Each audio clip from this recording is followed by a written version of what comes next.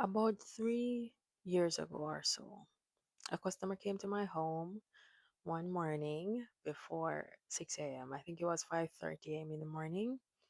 And when the customer came to my home, they literally, this is a repeat customer that my dad normally expects, but I I've never been there when this experience happened, so I didn't expect it. They came to the home and they were pounding on the veranda like this. Probably louder than that, but because it's late, I'm trying to be conservative. But they were pounding on, and when they didn't hear anybody, they came closer on the veranda and started pounding on the wall louder and calling for somebody's attention. And it was ridiculous for 5:30 in the morning. The first day it happened, I said nothing. I was annoyed, frustrated, but I didn't go out there. I didn't say anything at all. He went away. The next day, I noticed the same thing happened, and I said to myself, if I don't say something now, this is not going to stop. So I'm going to go say something. I went out there. I said, "Hey, good morning. How can I help you?" He told me what he wanted. I went and I got it and I gave it to him and I said, "Next time when you come back, don't knock on the wall, okay?" He gave me the look of despair. He said nothing and he took the product and he left.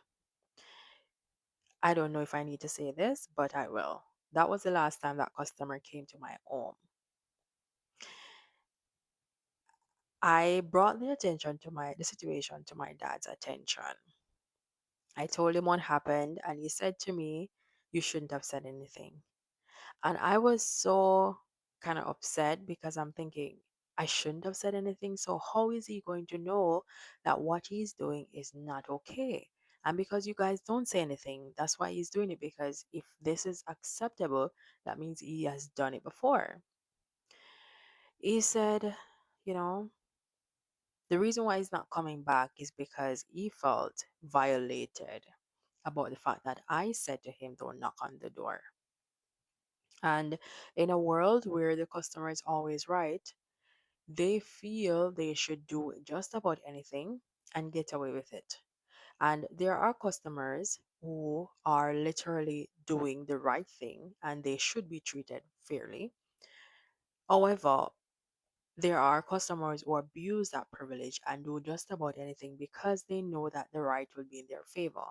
And that is not okay. But clearly, this is what the society expects. And so, this is the world we live in. And so, I kept arguing my point about this is not okay. Why are we accepting it? And my dad, being the king of metaphor, decided to use another metaphor to explain to me why. He said to me, there was this man who lived in a neighborhood, very calm neighborhood, but the man was constantly being disturbed. He has a beautiful yard space, but he doesn't have any gates, and everybody's always walking through his yard for shortcuts. Um, Kids are always running around, making a lot of noise, disturbing his peace all day long. And every day he would go out on the veranda and sit down, and he would watch them play, watch them walk through the home, hail them if they hailed him, and all with a smile, no complaint, no arguing, no word. And this man was deeply bothered, but he didn't show it in any way. Until a week later, he literally put fence around his entire yard. So when they came to walk through, everybody was locked out because they was not able to enter anymore. All this time, this man was plotting that he was going to fence his yard up, but he said nothing to no anybody. Nobody was aware of what was going on. They had no clue of his plans. They were completely oblivious, and he was there playing fool to catch wise, as we would say in Jamaica. And when he said this to me, at first I didn't really understand where this was going and what's the point of him giving me this metaphor. But I surely do understand it today. And it's just to say that There are many ways to go about things, but only a few ways will get you the results that you need. And sometimes we have to understand that silence is not weakness. And a lot of times we mistake it because we are in a culture where I have to tell you my mind. And if I don't tell you my mind, you think my mind is blank. And that is not the case. This is the difference between reacting and observing. I can see you do all kind of things and I let you get the best of me and I give you a reaction. And in that case, it's not weak, but I allowed you to get the best of me and I reacted, which is what happened in the situation with me telling the customer not to knock. I was annoyed. I didn't go outside and yelled at him. I said it in a very calm voice. I said, next time you come, don't knock. But also, that was me giving a reaction to the situation because I was frankly annoyed of it, right? The man from the story, however, he observed everything that was happening and he said nothing. He just created offense. He decided that this was not worth my energy. And I think that is something that we have to learn and pay attention to. Not everything deserves your energy. Even though you may be seen as oblivious or weak or a pushover, it's okay for people to see you however they want to see you. You don't have to defend your narrative to every single person for them to think that you're not a pushover just because you refuse to give your energy to every little thing. It's so draining if we go through our entire days and react to every single thing that other people do. Some things you definitely have to say something if you see things going overboard, but not everything requires words. And I've noticed in many interactions with people, they would say something and they're waiting for you to respond because that kind of is an expectation and that's okay, but if you don't have anything to add, sometimes it's better to not add anything. Let their expectations not be met. Because in this scenario, your words are your power. And if you've ever wondered if this is true, listen to this um, statement that is always given to anybody that is being arrested by a law enforcement agent. It said, you have the right to remain silent. Everything you say can and will be used against you. And this is not just a statement that we should play in our heads when hopefully nobody gets arrested who's watching this video or the person making it. However, this is a statement that you should pay. This is a statement that you should play in your head every time you decide you want to say something that you don't even need to say. The beauty of our minds is this: nobody can read it. Have you ever thought about that? Nobody can literally know what's on your mind unless you open your mouth and say it, which means you literally can have a thought, think the thought, observe the thought, and never say the thought. Like that is actually possible. That does not make you weak. That does not make you a pushover. It makes you a discerning person. I'm sure you've heard this word before. A lot of people put it out there: use your discernment, use your discernment. But what is actual discernment? Discernment is understanding that you can observe something, note it, not react. You're going to do something with that data, but the thing that you're going to do may not be even ever speaking about it. You can make actions without words. I want to say that boundaries can be actions instead of arguments. Like you don't have to announce everything. The moment I understood this, it changed my life completely. Because I grew up as the person who always has to say my mind. When I was a kid, you will know everything that's on my mind. I will tell you off in 5 seconds.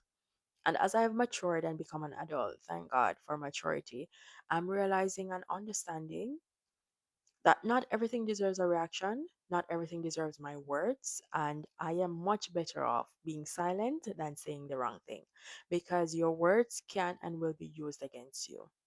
And if you say the wrong thing to the wrong person, you've just created the wrong situation. You just created the wrong environment, and you cannot take back your words once you say it. There is literally nothing that you can say from your mouth, feel bad about it, and it just automatically disappears. It will stay right there in that moment, living in people's heads rent free for the rest of you guys' life. It says you may not remember how what somebody say or what somebody looks like or does, but you remember how they make you feel. And words have power to make you feel good or bad. And those words, with the power that they created, is going to be living in those environments for long after you leave that situation and that space. And so, even though I was completely pissed off and feeling like my dad was siding with this customer, I understand what he was trying to say. It's not like he's saying the person is right for coming and beating down the house at 5 o'clock, 5:30 in the morning, but he was saying that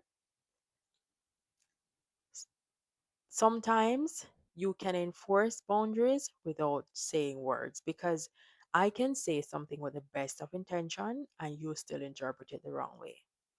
And that interpretation could just cause a relationship. It caused, in my dad's case, a customer, and in many other different cases, your job, your contract, a lot of different things can be lost just by saying the wrong thing. And it's not that losing things is automatically a bad thing, because sometimes you really need to lose some customers.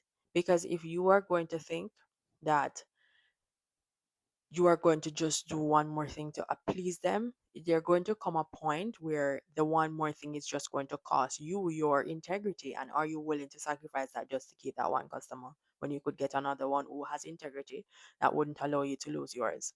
So sometimes when you weigh the pros and cons, losing is not a bad thing. But I'm talking about in those cases where that's not the ultimate outcome that we want, and we could prevent it by just using our discernment and not always speaking things just as they come in our mind, right? Realizing the power of creating a silent boundary. Just like this man did with the fence, silence is power and it's golden. That is one of the most powerful things that I've ever heard. And you know what? Sometimes I talk about these metaphors that my dad says to me, and these were things that he said from I was a kid, and I still remember them to this day. And because now is the time when I'm understanding them. I heard them when I was younger, but I understand them now by different experiences that I am living and just by observing and seeing things around me. And I was thinking about this earlier. We say that age is not everything. And I've experienced people being older than me and very immature. So I know, but it should mean something. You should get wiser as you age. You should be more discerning as you age. You should be more in control of yourself as you age, because there are so much things that is around us that if we pay attention to them and actively become a student of life, there is always something to learn and there's always something to see. And if we're looking through the third eye, as they always say, you're going to pick up on things. And you best believe that one of those things that I picked up on is understanding the power of silence. You don't have to say everything. You're not weak. You're not a pushover. You're actually very discerning. And I hope you pat yourself on the back for not allowing every situation to draw a reaction out of you. Yes, sometimes we slip. Yes, sometimes we react. I'm not talking about those moments where you're just reacting because you're exhausted or you're reacting because somebody really pushed the needle. But I'm talking just that everyday walking, reacting bomb. Like that is very hazardous to society. And I can tell because I've fallen into that category many times. But as we age and as we grow and as we invest in ourselves, we realize that there's a lot you can say without ever opening your mouth. All right. So I just wanted to share this as you're going about your week. I don't know what conversation you were going to have. You probably shouldn't have it, or what conversation you were about to blow out a proportion that you can say less for, and observe and use the other body parts of you to communicate without your mouth, and just about anything. The situation applies to every area of your life, but I'm just giving a few examples. But as you're going about your week, just practice the art of discernment, because it can literally change the trajectory of your life without you saying anything. All right. So thank you so much for watching this video. I hope it was helpful to you. And if it was, please give me a like and a share to anybody that this could benefit. Also, comment below if any of this resonate with you. I would love to hear your thoughts. Sorry. And I'm sure everybody in the community would also could also benefit as well. And if you have not yet, please consider subscribing to my channel. And if you are new here, welcome to the family. It's great to have you. And go tell all your friends about this channel so that they can all come hang out over here and let us all invest in ourselves. As I mentioned in my previous videos, I'm working on dropping the links for my event that I'm going to be having, virtual event, July 18. We're going to come together and have a great time creating a plan to get to that next level, right? As you're on your investing you journey and basically rebuilding your life, right? There's more details to come. I promise. I will literally have a more reformed idea because I'm still developing the concept as to what exactly I want to talk about. So that's why it's kind of not clear yet, but I'm going to get clear. Don't worry. I'll have the details to that as well as the details to my one on one sessions that I'm going to be dropping soon. So just stay tuned for all of that. And to make sure you don't miss any of this, subscribe and turn on your post notification bell. So everything I post, you will be notified. All right. And follow me on all social media platforms at Khrista-Lee Amor. That's Instagram, TikTok, and Facebook. And I will see you in my next video tomorrow. Let's go make some mistakes. Bye.